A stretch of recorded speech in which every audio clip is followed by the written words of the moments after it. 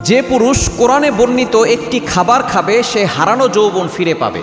বর্তমানে আমাদের সমাজের ইয়াং পিপলরা অনেক ধরনের গুনাহের কাজ করতে করতে দেখা যাচ্ছে তাদের যৌবন নষ্ট হয়ে যায়। শুধু তাই নয়, বর্তমানে অ্যালকোহলযুক্ত খাবার এবং ফাস্টফুড খাবার ভাজা পোড়া খেতে খেতে অনেকেই দেখা যাচ্ছে আস্তে আস্তে দুর্বল হয়ে যাচ্ছে।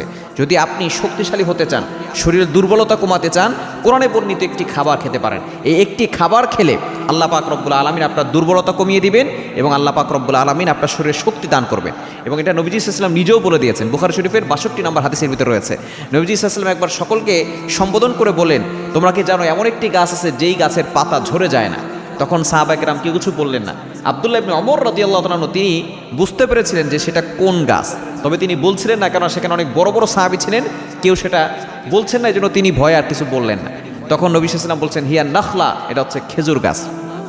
তখন আব্দুল্লাহ ইবনে ওমর রাদিয়াল্লাহু তাআলা যখন তিনি তার বাবার সাথে ওমর রাদিয়াল্লাহু তাআলার সাথে চলে যাচ্ছিলেন বাসার দিকে, তখন বলছিলেন, বাবা, যখন নবী সাল্লাল্লাহু আলাইহি ওয়াসাল্লাম প্রশ্ন করেছেন তখন আমি বুঝতে পেরেছিলাম সেটা খেজুর গাছ। তখন ওমর রাদিয়াল্লাহু বললেন, তুমি তাহলে বললে না কেন? বলে, আমি ভয়ে বলি নাই।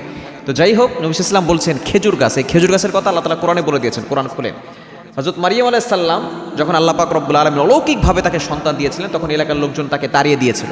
তখন একেবারে যখন একজন মা প্রেগনেন্ট থাকে তখন তার কতটা কষ্ট হয়, তখন তিনি একটি খেজুর গাছের ছায়া নিচে বসেছিলেন।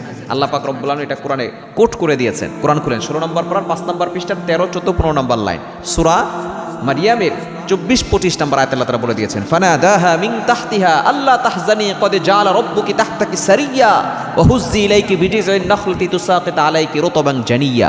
তখন যখন তিনি সেখানে বসলেন তখন তার নিজ দিয়ে আল্লাহ পাক রব্বুল আলামিন একটা পানির ঝর্ণা প্রবাহিত করলেন এবং বললেন যে তোমার যে খেজুর গাছের নিচে তুমি বসেছো এই খেজুর খাও আর তুমি পানি খাও। বোঝা গেল এই খেজুরের ভিতরে অনেক ভিটামিন রয়েছে। আমাদের বর্তমানে যে মায়েরা যারা প্রেগনেন্ট হন তারা দেখা যাচ্ছে অনেক সময় তারা তেঁতুল খেতে পছন্দ করেন। খেজুর খাওয়াবেন। আপনার স্ত্রী যদি প্রেগনেন্ট হয় খেজুর খাওয়াবেন, দেখবেন আরও বরকত হবে। খেজুর খেলে সন্তানের মেধা ভালো হবে এবং সে নিজেও ভালো থাকতে পারবে, স্ট্রং থাকতে পারবে। এজন্য পুরুষরা যদি খেজুর বেশি করে খেতে পারে, দুধের সাথে মিশ্রণ করে যদি আপনি খেতে পারেন, দেখবেন আরও বেশি শক্তিশালী হতে পারবেন এবং আল্লাহ পাক রব্বুল আলামিন আপনার যৌন শক্তি আরও বাড়িয়ে দিবেন, আপনি হারানো যৌবন ফিরে পাবেন।